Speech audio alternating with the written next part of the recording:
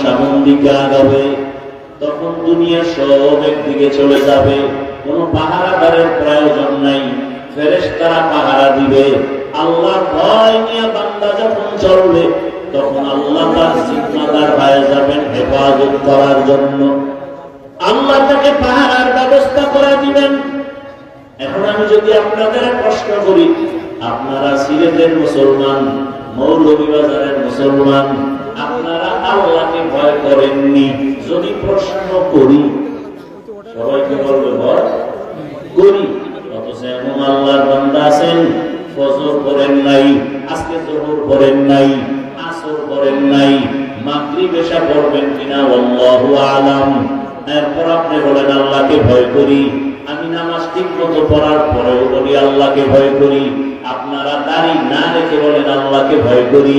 আমি দাড়ি রেখে বলি আল্লাহকে ভয় করি। আপনি পর্দা না করে বলেন আল্লাহকে ভয় করি। আমি পর্দা রক্ষা করে বলি আল্লাহকে ভয় করি। এবার আসলে আপনার ভয় আর আমার ভয়ের ব্যবধানটা কত? বলে ব্যবধান হলো আপনার মধ্যে আল্লাহর ভয় আসলে মোটেই নাই। ভয় কি জিনিস আপনি বুঝেনই না। ভয়ের নাম তাকওয়া, ভয়ের নাম খৌফ, ভয়ের নাম খশিয়া। একটা সন্তান মা বাবাকে ভয় করে, প্রমাণ মা বাবার সামনে সন্তান অন্যায় করে না, মাইরের ভয়। একটা ছাত্র শিক্ষকের শাস্তির ভয় অন্যায় করে না, এটার নাম ভয়। ঠিক এই জমিনে কোন আল্লাহর আশিক যদি আসলে তাকওয়া নিয়ে আমার আল্লাহকে ভয় করে, গলায় ছুরি লাগবে, দাড়ির মধ্যে অস্ত্র লাগাবে না। আল্লাহর ভয় বা তাকওয়ার মানে হলো জীবন চলে যাবে, ইচ্ছা করে গুনাহ করা যাবে না।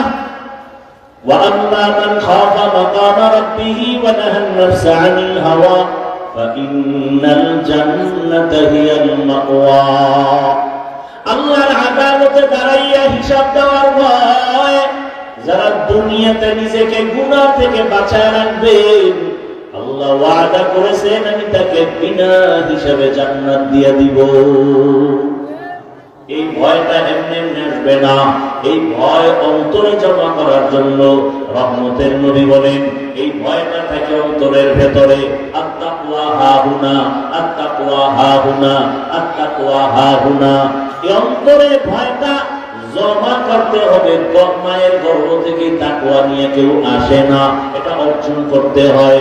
কোথা থেকে তাকওয়া বা আল্লাহর ভয় অর্জন করব? একমাত্র গোডাউন হলো লিকুল্লি শাইইন মাদিনুন ওয়া মাদিনুত তাকওয়া কুলুবুল আরিফিন।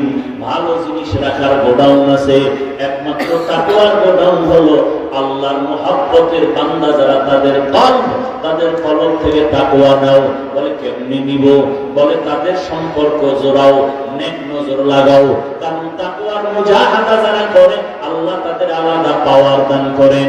ইয়া আইয়ুহাল্লাযীনা আমানু ইন তাত্তাকুল্লাহ ইয়াজআল লাকুম ফুরকানা। যারা তাকওয়ার উপরে মুজাহাদা করবে মুমিন, আল্লাহ তাদের স্পেশাল পাওয়ার দান করেন। ওই পাওয়ারের নাম হলো পাওয়ার দিয়া বান্দা মা ফুররিকা বিহি বাইনাল হাক্কি ওয়াল বাতিল। হক আর বাতিলটাকে নির্ণয় করে ওই ফুরকান নামের পাওয়ার আল্লাহর হকের দিকে আগায় যায়। সবাই যদি লাইনচ্যুত হয়ে যায়, গোমরাহ হয়ে যায়, তাকওয়ার ফুরকান নামের পাওয়ার আল্লাহর গোমরাহ হবে না। قال رسول الله صلى الله عليه وآله وسلم لن تجتمع أمتي على الضلالة أبدا الله عليه وآله وسلم اتقوا فراسة المؤمن فإنه ينظر بنور الله। আল্লাহর প্রিয় বান্দাদের ফেরাসতের পাওয়ারকে তোমরা ভয় করিও। যে পাওয়ার দিয়ে তারা অনেক কিছু দেখবেন, তোমরা দেখবা না। বলে তারা চামড়ার চোখ দিয়ে দেখেন না, আল্লাহর দেওয়া নূরের আলো দিয়ে তারা দেখেন। আউলিয়ারা কারে উকবা ইখতিয়ার, জাহেলারা কারে দুনিয়া ইখতিয়ার। মাইলে মুমিন সোয়ে মুমিন মিশাওয়াত, মাইলে কাফের সোয়ে কাফের মিশাওয়াত। আল্লাহ তাআলার ভয় অন্তরে জমা করার একমাত্র ঠিকানা আহলুল ওয়ালাদের নেক নজর। আল্লাহ ওয়ালাদের নজর যত লাগবে তত বান্দার মধ্যে কলবে পাওয়ার বাড়বে। সূর্যের আলোটা যেই ফলের মধ্যে বেশি লাগবে ওই ফলটা বেশি কালার হবে। চাঁদের আলো যেই ফলের মধ্যে বেশি পড়বে ওই ফলটা মিষ্টি বেশি হবে। আল্লাহ ওয়ালাদের নেক নজর, আল্লাহর প্রিয় গোলাম তাকওয়া ওয়ালাদের নেক নজর যার ভিতরে বেশি লাগবে ওই বান্দার কলব থেকে গুনাহ দূর হইয়া এমন আলো বাড়তে থাকবে ওই বান্দা মরণের আগে জান্নাতের চেহারা দেখে কবরে যাবে। আল্লাহর ভয় না থাকলে আমি হাফিজুর রহমান কেন, জমিনের বড় বড় আল্লাহওয়ালা বরুণার হযরত পীর সাহেব হুজুর দামাত বারাকাতুহুম কেন, লন্ডন থেকে বড় দামি সাহেব যদি আনা হয় শুধু তাই না, মক্কা মদিনার ইমামও যদি আনা হয় তাতেও কাজ হবে না। শুধু তাই না, রহমতের নবীও যদি বয়ান করেন ওর কপাল খুলবে না যদি আল্লাহর বয়ান করে জমা না আসে। যেমন রহমতের নবী যার চেহারা দিকে একটা নজর দিলে জাহান্নামের আগুন হারাম, কেমন রহমতের নবী আমার যার চেহারা মোবারকে এক নজর দিলে পেটের ক্ষুধা থাকে না। কেমন রহমতের নবী জীবনে তো মিথ্যা কথা বলেন নাই, কাউকে একটা গালিও দেন নাই, হাজারো গালি নবী শুনছেন একটা গালির জবাবও দেন নাই। কেমন রহমতের নবী আমার যাকে এক নজর দেখার জন্য জঙ্গলের প্রাণীরা কান্না করে, নবীকে এক নজর দেখার জন্য গর্তের পিপিলিকা আরজি পেশ করে, গর্তের সাপ দেখার জন্য অপেক্ষা করে। কিন্তু ভাগ্যের নির্মম পরিহাস, এ দুনিয়ার সব থেকে বড় এক বেঈমান একদিনের একবার না 13 বছর পর্যন্ত রহমতের নবীকে দেখলেন, বয়ান শুনলো, কালেমা পড়ল না। কে বেঈমান? আবু জাহাল। আর অন্যদিকে 27 বছরের একটা যুবক তরবারি নিয়ে দৌড়ায় নবীকে জবাই করবে। কয় বছর? 27 বছরের যুবক রহমতের নবীকে জবাই করার জন্য তরবারি নিয়ে দৌড়ায়। রহমতের নবীকে দেইখা তরবারি ফালাইয়া কালেমার মালা গলায় লাগাইয়া তরবারি নিয়ে দাঁড়ায় গেল। মুশরিক আর কাফেরের ডাক দিয়া কয়, হে বেঈমানের দল, মুহাম্মদের বিরুদ্ধে কথা বলার সাহস থাকলে মুহাম্মদের সামনে যাওয়ার প্রয়োজন নাই, আমি বান্দার সামনে এসে দাঁড়াও। আল্লাহ তাকে এমন পাওয়ার দান করছেন, এখন ওই বান্দা যেই পথ দিয়া চলে শয়তান ওই পথে আসে না। হর কে তার খৌফে হক দর দিল মাদাম জান্নাতুল মাওয়া দেহতো রামাকা। এই ভাগ্যবান কপালওয়ালার নাম জানেননি? কেমন দামি হয়ে গেলেন। রহমতের নবী বলেন, আপনি আমি মুহাম্মদকে কেমন ভালোবাসেন? ওমর ফারুক রাদিয়াল্লাহু তাআলা আনহু বলেন, ইয়া রাসূলুল্লাহ, আমি আমার পরিবার থেকে আপনাকে বেশি মহব্বত করি। বলে হবে না, কামিল ঈমান হয় নাই। কেমনে হবে? রহমতের নবী বললেন, জীবনের থেকেও আমি মুহাম্মদকে বেশি মহব্বত করতে হবে। জীবন বাঁচাইতে গেলে মুহাম্মদ থাকবে না, মুহাম্মদকে বাঁচাবার চেষ্টা করলে জীবন থাকবে না। এখানেই তোমার পরীক্ষা হবে। জীবনের বিনিময়ে নবীকে মায়া করো।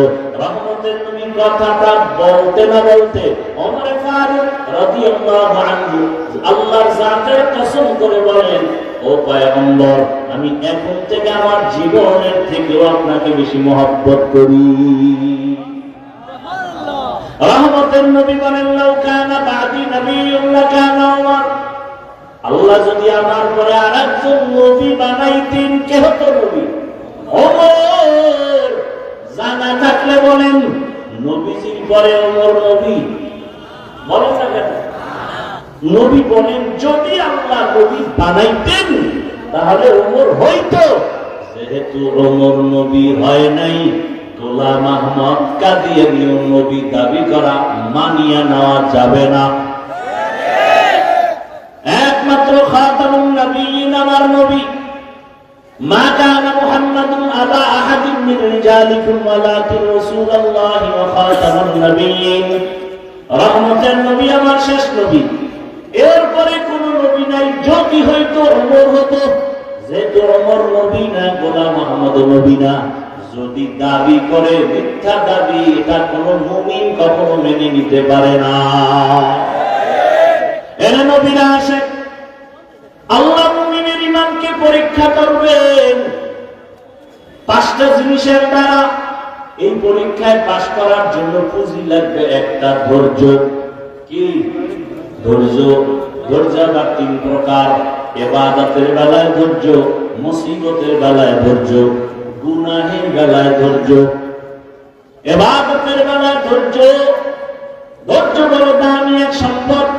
আল্লাহ নিজেই বলেন, ধৈর্যের সম্পদটা যারা অর্জন করবে আমি তাদের বড় বড় 2টা পুরস্কার দান করব। একটা পুরস্কার দুনিয়ায় দিব, আর একটা পুরস্কার দিব আখিরাতে। দুনিয়ার পুরস্কার কি? আমি আল্লাহ তার বন্ধু হয়ে যাব। ইয়া আইয়ুহাল্লাযীনা আমানু ইসতাঈনু বিস-সাবরি ওয়াস-সালাহ ইন্নাল্লাহা মা'আস-সাবিরিন।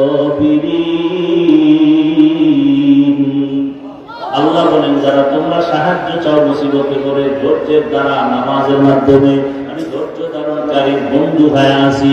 আর একটা পুরস্কার ধৈর্য ধারণ করিয়ে যারা চলবা আখিরাতে দেওয়া হবে। ইন্নামা ইউওয়াফাস সাবিরুনা আজরাহুম, ইন্নামা ইউওয়াফাস সাবিরুনা আজরাহুম বিগাইরি হিসাব। ধৈর্য ধারণকারীরা কিয়ামতের দিন আমি আল্লাহ তোমাদের বিনা হিসাবে জান্নাত দিয়ে দিব।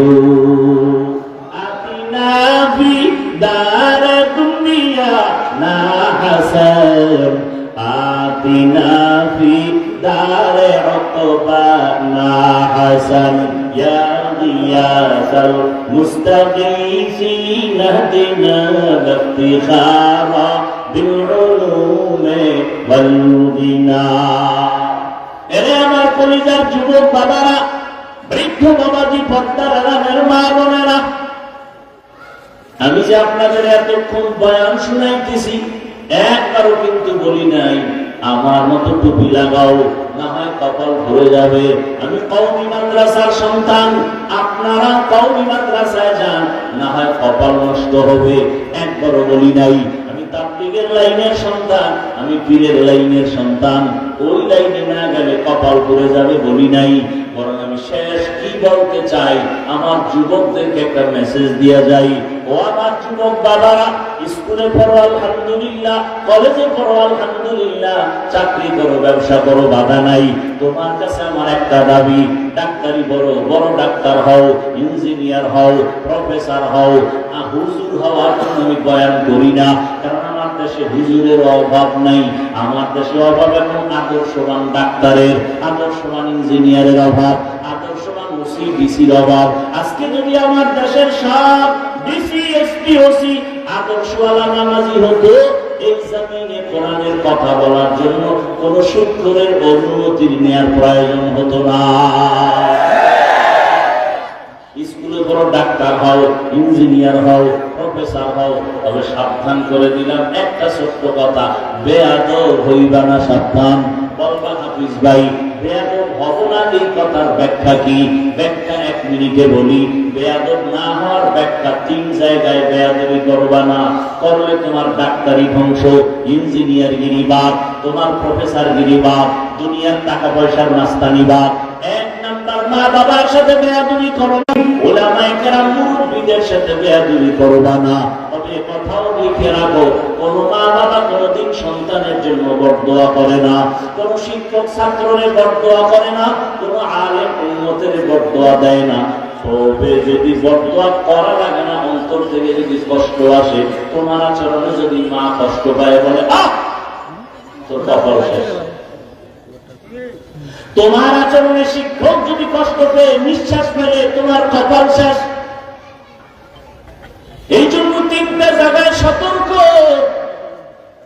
মা বাবার সাথে বেয়াদবি করে আল্লাহর কসম কোন সন্তান সফলতা পায় নাই। শিক্ষকের সাথে বেয়াদবি করে কোন ছাত্র সফল হয় নাই। ওলামায়ে কেরামের সাথে বেয়াদবি করে কেউ সফল হয় নাই। টাকা আছে, বাড়ি আছে, গাড়ি আছে, ঘুমানোর জায়গা নাই। কেন? আলেমের সাথে বেয়াদবির ফলাফল। করদান বেহিসাব খলকেরা দাতান জওয়াবে বাসওয়াব। এজন্য যুবক বাবারা, ডাক্তার হও, আদর্শবান ডাক্তার, পুরো দেশে তোমার সম্মান বেড়ে যাবে। সেক্ষেত্রে লাগবে মা বাবার